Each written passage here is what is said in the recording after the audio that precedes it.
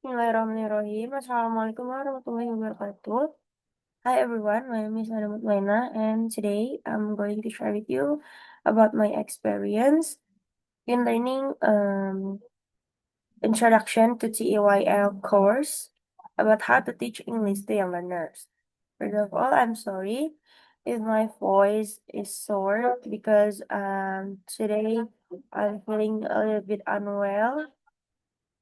Yeah, but without any further ado, let's get started.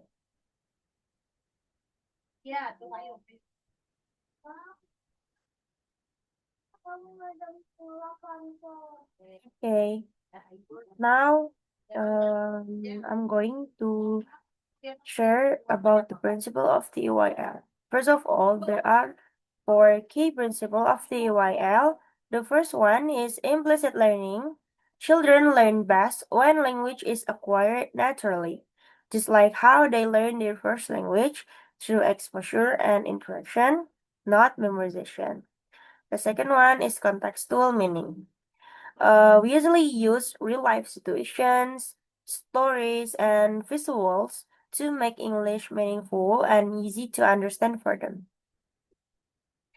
Next, there is learner centered.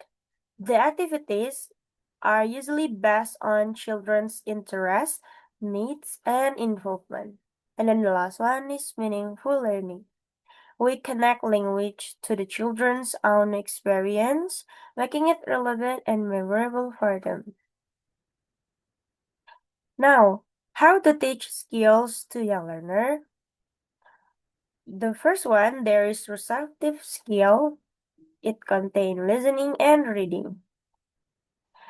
We usually use stories, songs, and visual aids to teach them.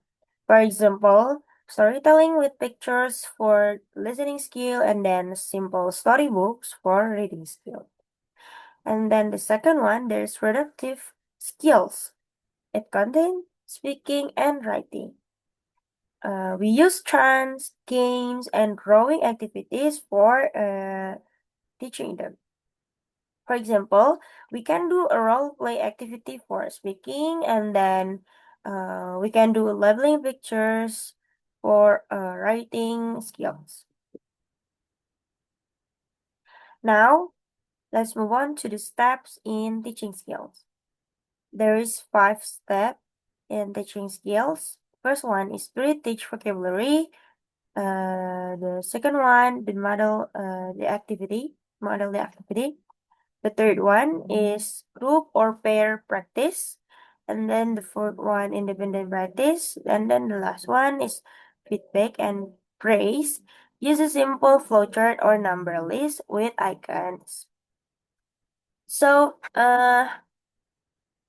the process of teaching skills to young learners typically follows a clear sequence to ensure effective language acquisitions.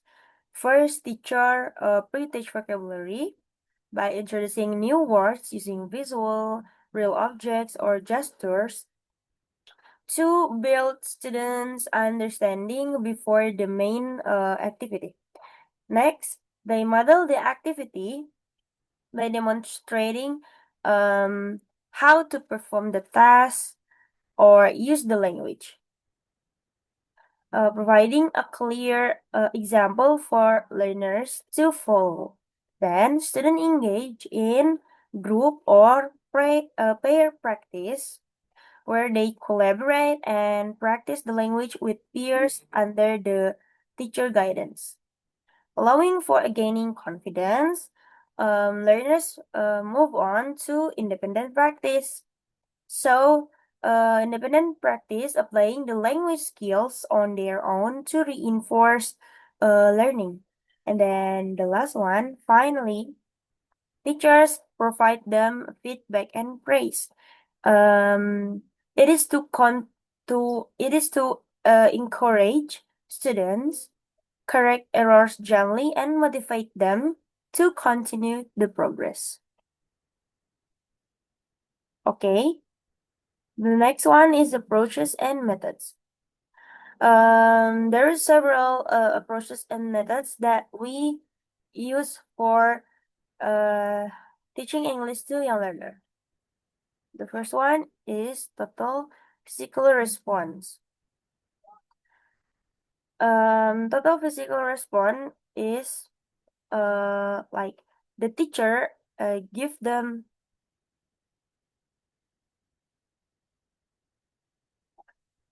the teacher asks them to do something um in the class based on the material. For example, today I teach about the fruit, and then there is a real fruit.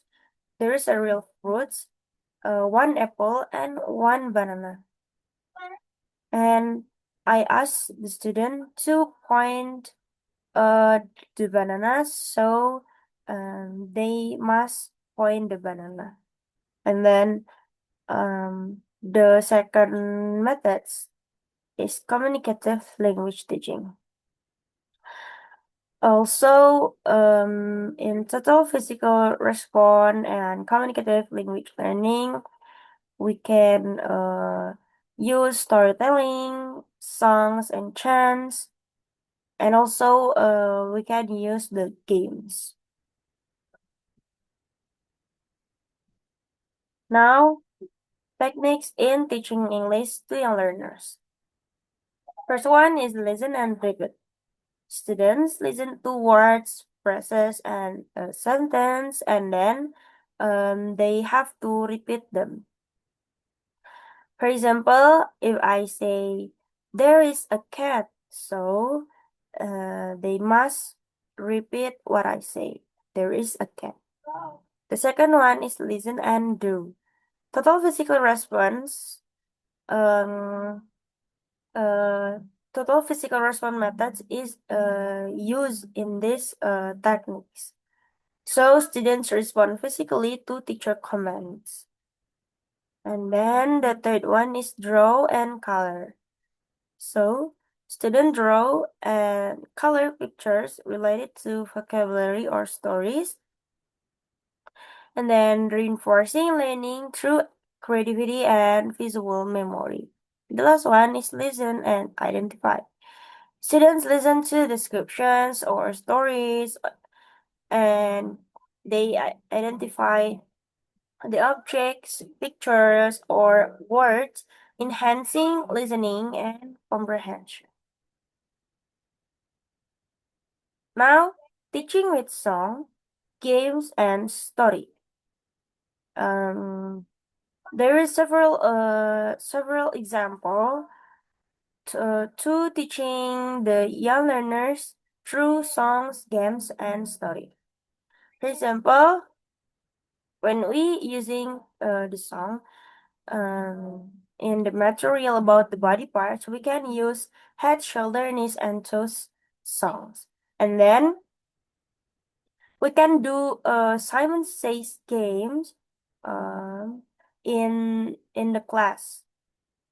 And then the last one for the storytelling, maybe we can do the very hungry caterpillar.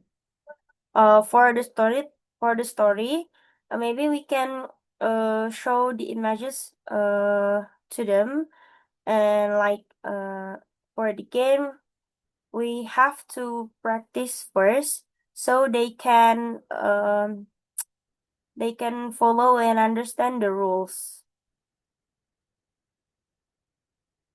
In conclusion, the effective English teaching for young learners should make learning interactive and meaningful by using stories, songs, and games. Focusing on student participation and enjoyment helps create a positive and engaging learning environment that supports language acquisition and keeps children motivated. Thank you. Maybe that's all from me. I'm sorry if there are any mistakes. Thank you. Assalamualaikum warahmatullahi wabarakatuh.